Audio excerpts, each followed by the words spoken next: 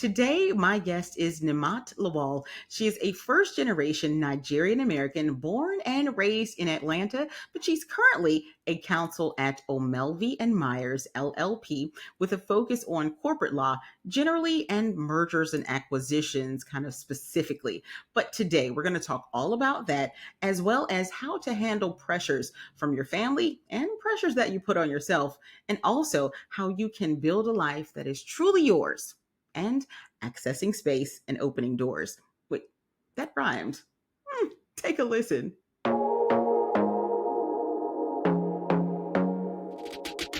Hello, everyone, and welcome to another episode of Break into Law School. I am your host, Lavetta Jenkins. Welcome, Nimat. Thank you so much for being my guest today. We're going to have an amazing conversation. I know it. Thank you. Yeah, thanks so much for having me. I'm really excited. I'm excited to learn more about you. Now, you are a Harvard grad, but you got to law in an interesting way. Tell us a little bit about yourself. Yeah. Oh gosh, those questions are always so loaded. You're like, where do I start? So I am a first generation Nigerian-American. So both my parents are Nigerian, but I grew up born and raised in Atlanta, Georgia. I have a younger sister. She's 2 years younger.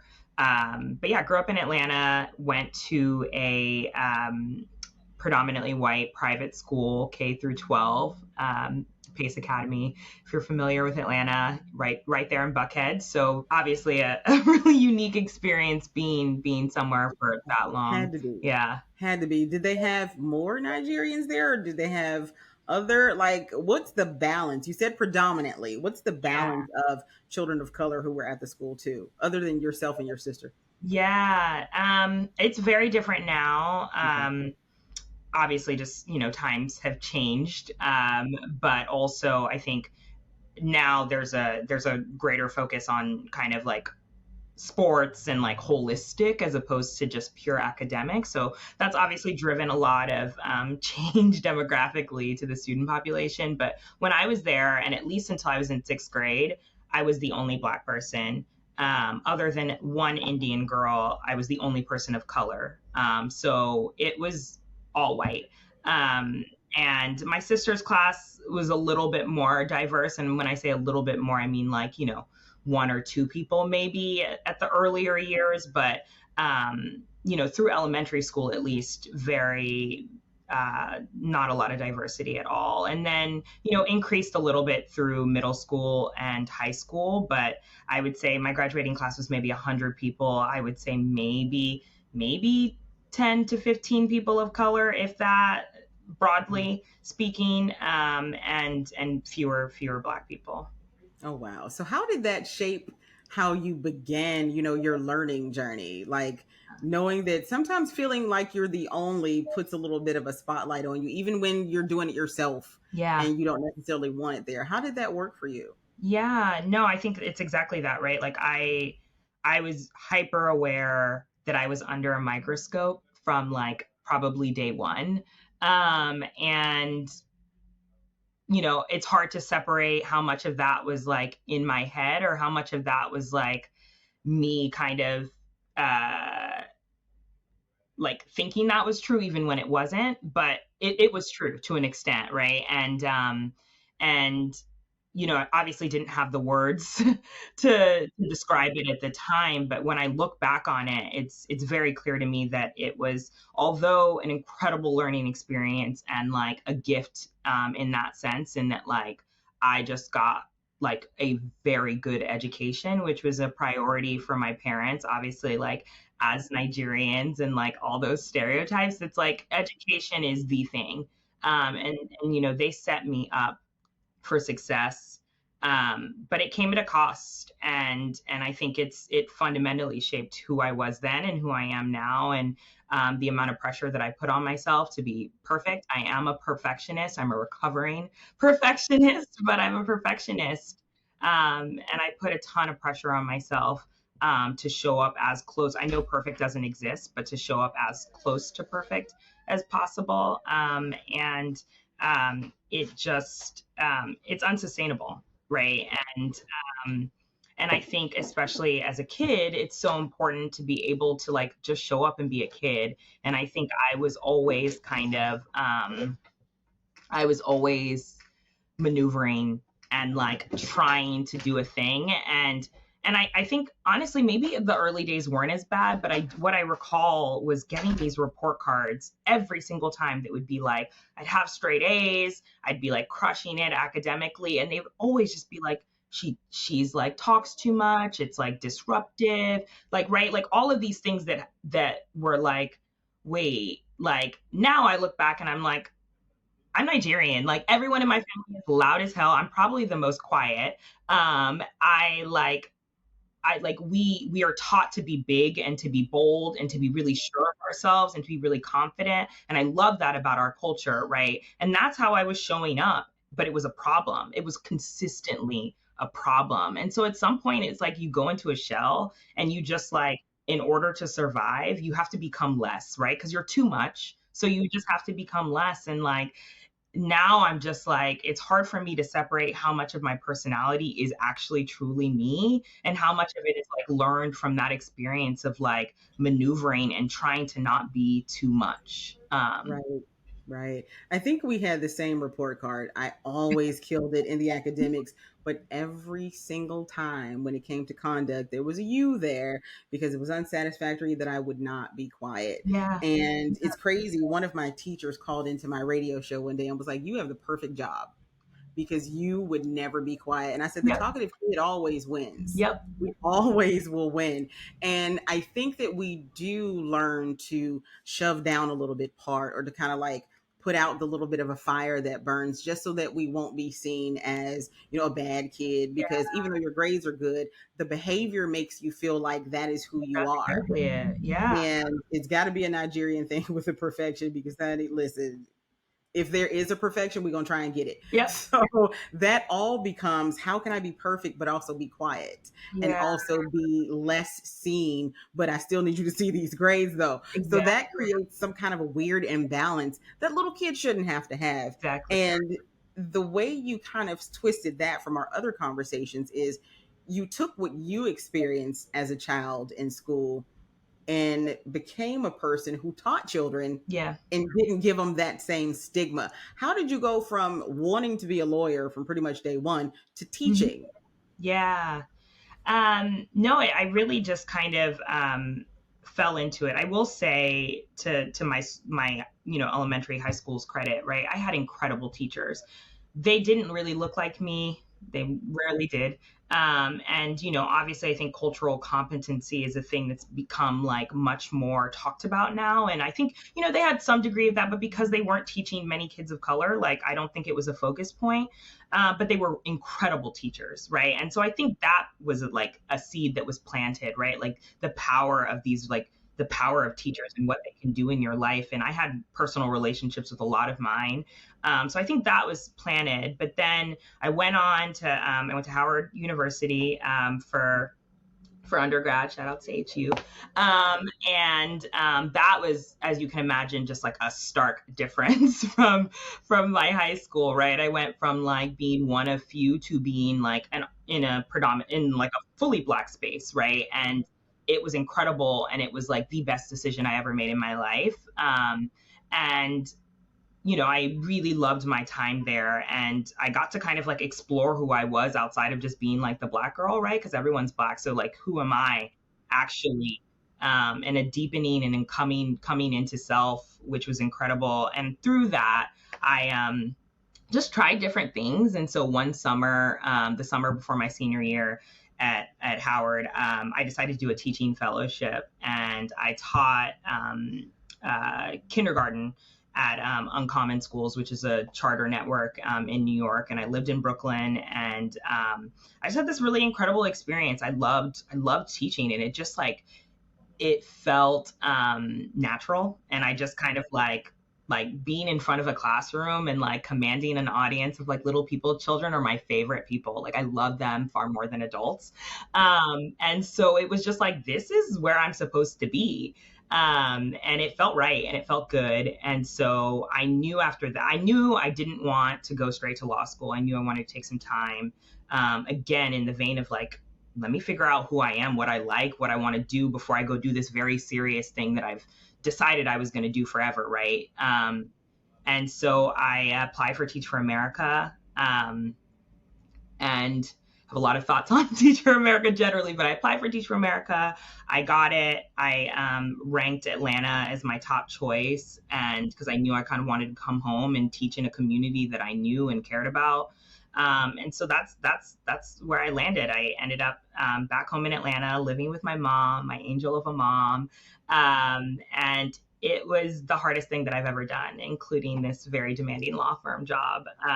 It was all encompassing. It was hard. There were days that I like cried and struggled through it, but it was the most meaningful work that I've ever done. It was the most purpose driven that I've ever felt. And it was the place where I was like, yep, this is where I'm supposed to be, other than the fact that they're not paying me enough money to be here, frankly, like living wage, crazy. But it was where I felt most myself. And I loved every minute of it, even when I struggled through it. And I had a very hard time leaving. I grappled with it. I knew I had to go to law school. I was starting to feel pressure from my mom, who doesn't put a lot of pressure on me, and my dad, who, has dad pressure. Yeah. So I was starting to feel some pressure, but, and I knew that's what I had said I was going to do. And I told myself I was going to do, but I felt like my time leaving was premature. And so there's a world in which I go back and I do that at some point. As another former teacher, I can tell you I sympathize wholeheartedly. I loved it. The pay was not very good, but loved it. And I did struggle with leaving. But when it was time to leave, it was more so, okay, let me get in here and start doing exactly what I know I'm supposed to be doing, even though this is an amazing opportunity and I love what I do. Still love children, but it's time for me to quit just having fun and make a little money and go kind of not have as much fun, but make the money and do the things I'm supposed to. So managing a class of children had to play a decent part in how you manage yourself in front of judges and clients and things of that nature. Where did you go after that? I know you went to Harvard. Shout out to you. Graduated from one of the best law schools. But once you graduated, where did you go then? Because it obviously was not back into a classroom. Yeah, very, very hard pivot there. I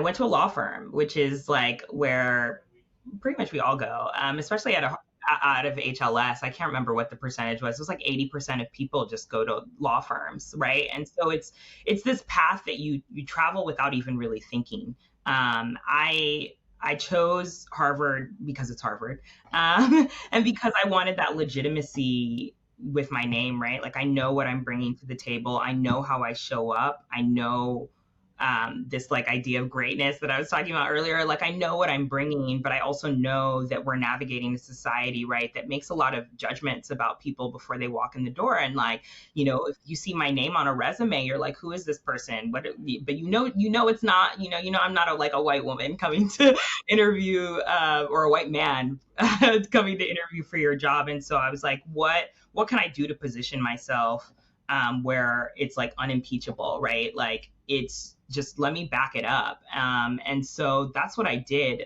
But that came with a lot of debt. And the reality was like, okay, I need to position myself to be able to pay this off. But I also need to position myself to like get a skill set and a toolkit that will help me as I move forward, and not being 100% certain exactly where I was going to go with it, but knowing that I wasn't going to be a lawyer my whole life working in one place, in one field. I knew I want to do a lot of things. And so what would allow me to do that?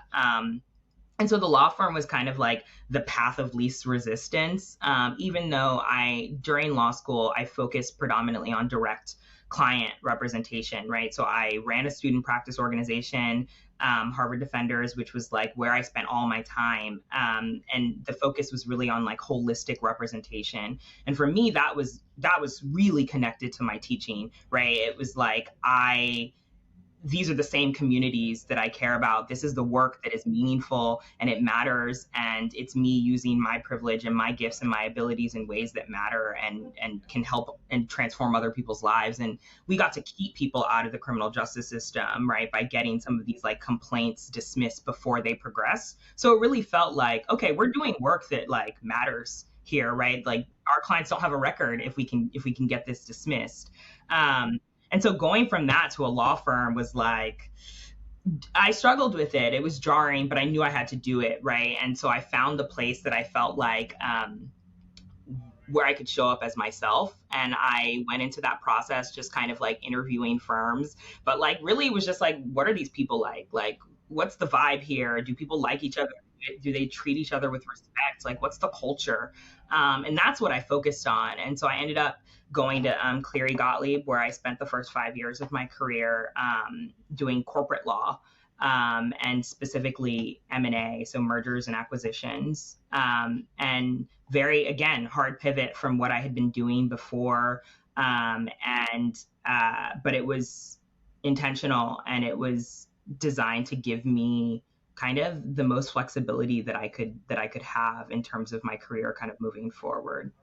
When we talked previously, you mentioned that when you were thinking about where you were going in your life, you had to look at the future, but then think backwards to make a decision now that was going to help you have that life of flexibility. Do you think that M&A definitely gave you everything you needed by doing that? 100%. I think if I could go back again, I would make the same exact decision. I don't know how long I would stay doing it, but I'm here. I'm in the sixth year, and I would do it all over again. I think it is, it has a reputation. It is hard work. The schedule is very unpredictable. It's very intense for periods of time, and then it can kind of slow down. But those times that it's intense, it's all encompassing. It's like all nighters, which is not great for me because I'm big on sleep, um, as we all should be. But I'm not one of those people who's like, oh, I can like function on 3 hours of sleep. I'm like a 7 to 8 hour girl. So it's a struggle. It's a struggle for sure, but it's dynamic in a way that I wanted out of a practice area, right? I did not want to be doing the same thing every day. I want different looks, different deals, different people, different clients. I didn't want to get kind of like pigeonholed into doing one thing, which is kind of who I am in general. And so it was important for me to like pick a practice area that would allow me flexibility. And then with the thing that you mentioned, right, which is looking forward and then kind of thinking backwards, is like, if I leave here, right, if and when I leave this firm, what am I going to do? What do I want to do? And how do I position myself to be able to do those things? And so, I was very interested outside of law, entertainment, and like, so I'm like, okay, maybe I'll be an entertainment lawyer. Like, what's the path there? How do I end up in an entertainment space? And talk to people who were doing that work coming out of law school, and a lot of them started in M&A or at least something corporate, M&A, IP. So those were really the only things that I considered because I was like, that's going to get me where I need to go next. And then where I go from there is, is more open, but it's kind of combining all these skills and tools that I already had, which is like managing a team, like driving towards a common goal, but dealing with a lot of different constituencies who have different priorities. Like managing my juniors and teaching them and like helping them kind of come into this profession, not just in the like, how do we draft this document, but how do we navigate this space? How do we create boundaries that allow us to continue to do this work, right? And so it's allowed me to do all of that and also position myself for what might come next. And so, yeah, I would do it again. It's hard, but I would do it again. Good. What are you telling your juniors about creating those boundaries and navigating all of that while they're trying to establish themselves, but also create kind of a hard boundary that you don't No. really want other people spilling in. What are you telling them? Yeah, it's hard, and I try and be as transparent as possible, right? And I think it's easy to be like, I'm a sixth year now. I have much more agency than I did my first year, and you forget that. You forget really quickly, right? And my life is so much better than it was then. I hated being a junior associate because I had no control over my life. And so I try and put myself in that place again and operate from that place, right? And so not it's not just like giving them advice. It's like, how do I deal with them?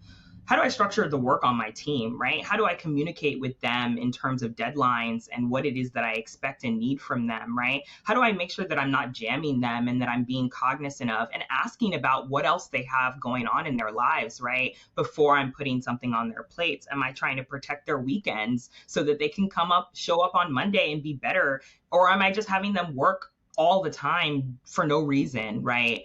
And so a lot of it is just remembering where I was when I was when I was in their shoes.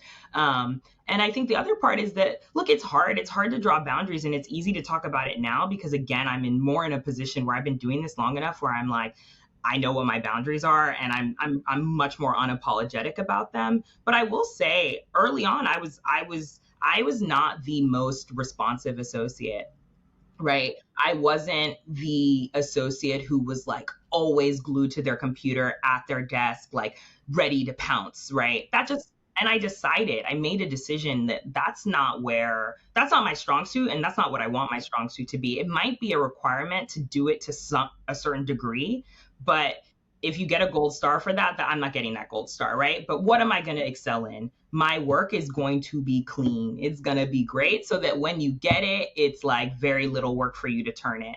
You're going to be able to put me in front of clients like really early on, right? Because I am a people person and I know how to talk to people and I know how to speak up and be confident in what it is that I'm talking about. And so I think it's really about figuring out where can you shine, because you cannot be all the things. No one is all the things. Even the people that I work with who are great lawyers, they are not all the things. They have things that they are great at. And so it's really kind of figuring out, what do you want to be great at? What do you want to be known for? And then being okay with not being the best at the other things, right? And that's hard to say as a perfectionist, right? Like, it was not easy for me to be like, take some criticism or some hits because it's like, oh, you're not as responsive in the morning. And I'm like, well, respectfully, the morning is the only time I have to myself. Once I log on, the rest of my day is not mine. So as a junior, if it's really early, it's like, no, I'm not going to be as responsive because I don't want to set the expectation that I'm on my computer starting at 8 a.m. Like, right. And so I got that feedback in a review, but I was okay with it because the rest of it was tight and it was clean. Yeah. So You kind of got to be okay with the small things. Like you said, as a perfectionist, we know that our work is going to be impeccable. However, am I going to answer your email at 9 p.m.? No. yeah, No. Will I answer it at 6? No. Also, yeah, no. You have to be able to set that kind of boundary for yourself so that you don't get burnout. You said you were trying to protect the juniors' weekends, and you are probably the only person I've ever talked to who said that. Is it because you're also aspiring to be a life and professional coach? Is it also because you know what protecting their weekend for them is going to be like later on? yeah, I've experienced it firsthand, right? And I think the reality is you might have to work on the weekend, and that we know Yeah. coming in. The thing that you hear most as a junior is like, oh yeah, this is hard work. Like, it's all your expectation is to be online all the time, right? That's what they're hearing. So they're walking in with that expectation, but does it have to be that way? It doesn't. And for me, I'm about efficiency, right? I am not a person who just likes to spin my wheels and just work to say I worked. So if I give you something early enough and I tell you when I need it, you go and structure. I'm not going to micromanage you. Sometimes it is like, I got this on a Friday and I'm so sorry, but I'm going to say that, right? And I'm going to say, look, this needs to be done this weekend. I'm going to leave it up to you when in the weekend, because like, you might have things that you want to do and I want you to still do that. I just need to make sure it's like I have it by this time, and making sure we have that discussion. And the reality and the thing that I found when I was a junior is you appreciate when people just like think about you as a person, right? Even just that, like, hey, I'm so sorry, but we got to do this. And also, it's not just you working. I'm here too. You're going to see me online. We're in the trenches together, right? And so, but it's like, when it's not necessary, don't do it, because the reality is when you work, I've had stretches where I worked every single day for weeks at a time, every day. Friday, Saturday, Sunday, like Monday, you are exhausted. You're exhausted. Your brain, you're not as tight. Your work isn't as clean because you haven't even had a second to turn your brain off. And that's one of the hard parts about this job, right? It's not just the hours we clock in. It's not the hours we bill. We're always on. We are on call, but we're not doctors. We're not saving lives. So it's like, imagine that, right? Your brain is never off. And so if you don't give people a time to turn their brain off, like you're not getting their best. You're not. And so for me, it's really like it's important to recognize like if you can carve out 4 or 5 hours where it's I'm gonna leave you alone, you're not gonna get anything from me. That's 4 or 5 hours you can do something and you can turn your brain off, as opposed to being like, oh, like do I need to be phantom checking my phone every 2 seconds, right? And so It's yeah, like a it's wellness. computer. It's like a computer. You keep running it and you never turn it off. It's not going to last long. And I never turn my computer off, and it's always doing stuff to me because Also you guilty, gotta do. also guilty, and also gets the freezes. So, Yeah. and that's the same thing that happens with your brain. So the both of us are going to shut our computers off today. The Yeah. same thing happens with your brain. You don't ever shut it off. It's going to freeze at a moment when you need it. Just like Exactly. your brain, because you're always going, going, going. So freeze when Yeah. you need it. Exactly. And beyond the work, right? And you mentioned the coaching, and it's something that I'm deeply passionate about, wellness and well-being, and not in just like we're going on a retreat, like the way that these kind of spaces have been co-opted, but like this, like deeper, like who are you at your core, and how do you hold on to that person in an environment, in a society that frankly prioritizes work and productivity over people, right? Everything around us is about extraction, about how much we can get out of people, out of things, out of the earth, out of the planet, right? And so we've all internalized that, especially those of us in these like high functioning, like super fast paced jobs, right? And so we become the work. And the reality is we are who we are. This is a Maya Angelou quote, right? It's like you're not the work that you do, you're the person that you are. And that's the thing that I try and always remember is like I am bigger than this job. I am bigger than this moment. And I need to be protective of that person because no one else is going to be. And if I lose her, and I've had moments that I've slipped into that. If I lose her, it's only me that can bring, right? Like I have to hold on to her. I have to be protective of who I am. And so the coaching thing is just for me, like that is the future, right? Like that's what I'm pouring energy into because I think it is been transformative in my life. Shout out to my coach, Julie Bossy, who's like my best friend these days, but also has like walked with me in these just hard moments and helped me kind of remember who I am and what my values are.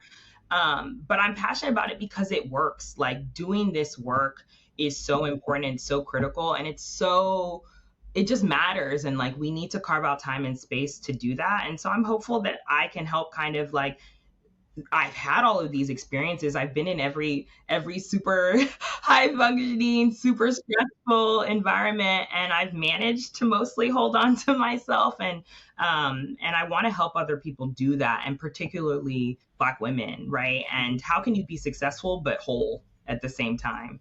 Right. And we've had a conversation prior to this where you brought up a point that was so delicious. I had to write it down. You said that you access spaces that open doors. I never even thought about it, but every single space that you get into needs to not just be a room you're in that's four walls. It needs to have a door that's going to lead you someplace greater, to someplace better that you're trying to be, or to that ultimate future goal. It needs to have that path on the other side. How are you making sure that you still do that even now in this exact space that you're in? Yeah. No, I think it's really kind of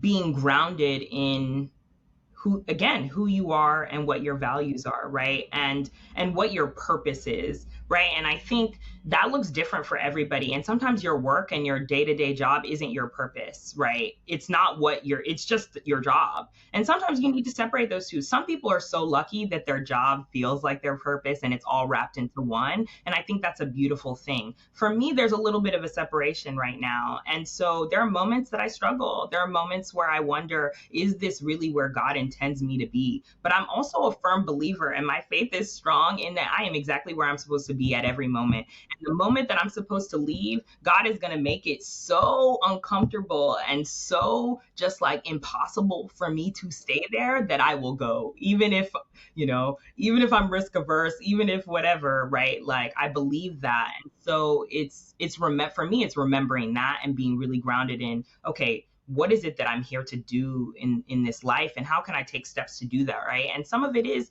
like financially, I need to take care. There are people I need to take care of, and that is remains important regardless of whatever else happens.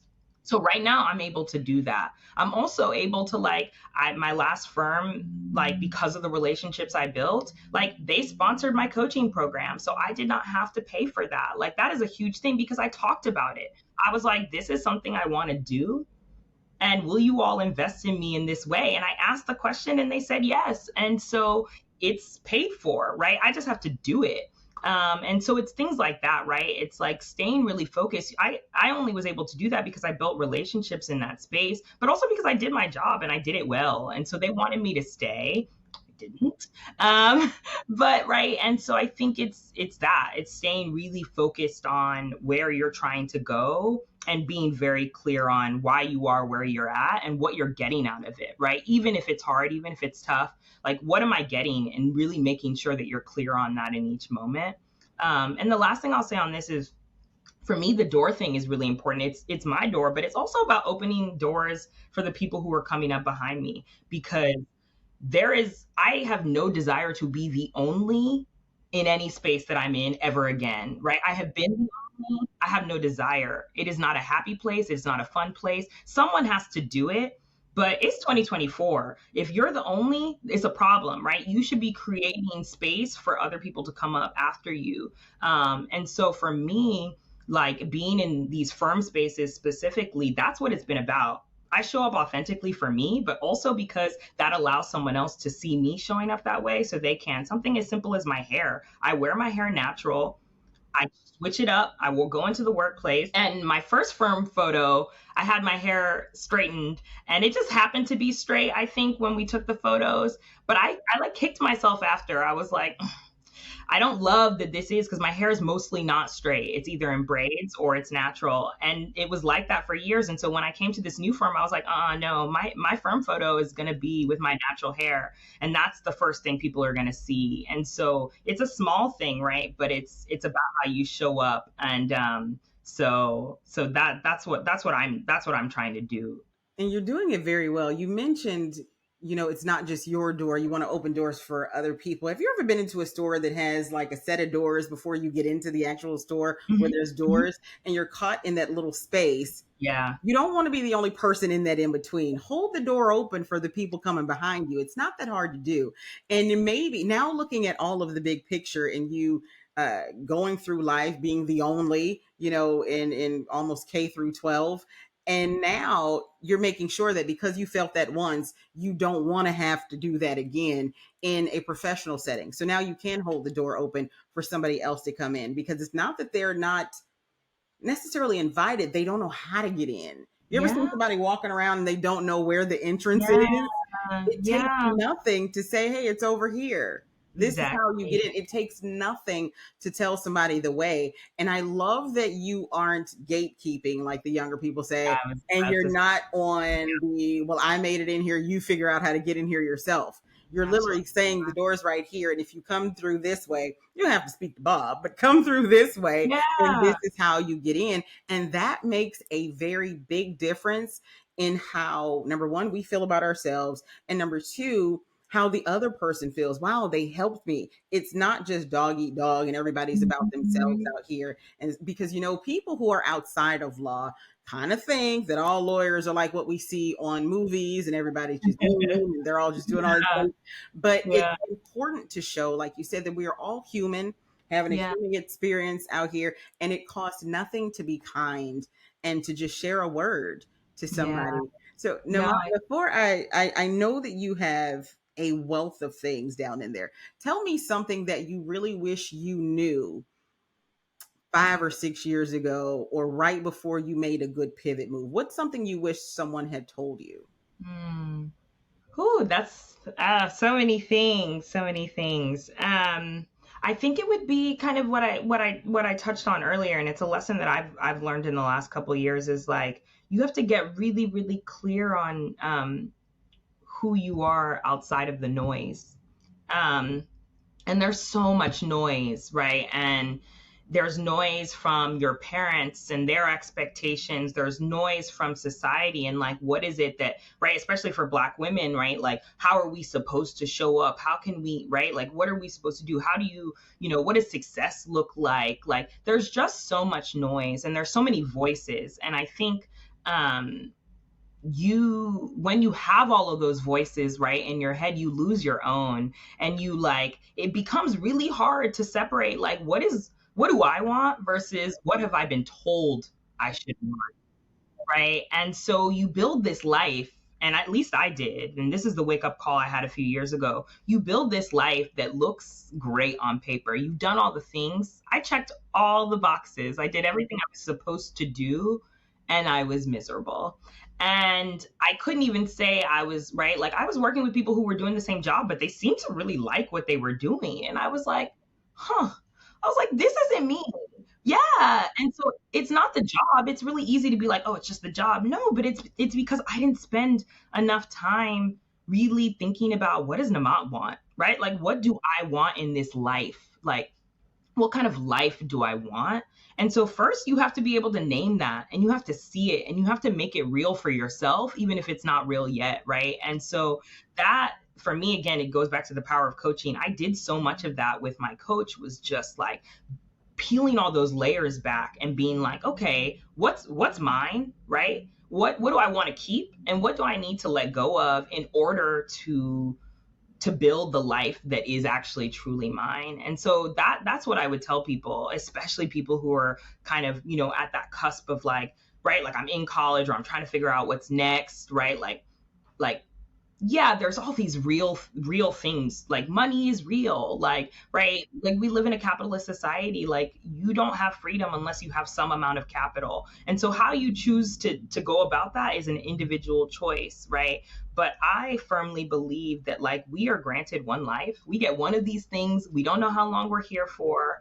And the happiest people in the world, I think, are the people who are living lives that feel like they're their own, right? They're making choices that hold value to them, right? And not anybody else. And so just get really clear on what that is for you. Get really clear on what you want out of this one life that you're given, and then be unapologetic as you chase that, right? Like be kind. You don't need to be cutthroat, but you need to be selfish to some degree, right? You need to hold on to that vision and really, really nurture it, and protect it like it's your little baby until it becomes real. I love that. I've learned so much from you today, and Oh, I thank you for being my guest. I'm quite sure I'm going to have you back some more times I would because love to. this This was fun. has been phenomenal. Thank you so much, Namat, for being here with me today. I appreciate it. Thank you. Thank you. Thank you for having me. It was so much fun.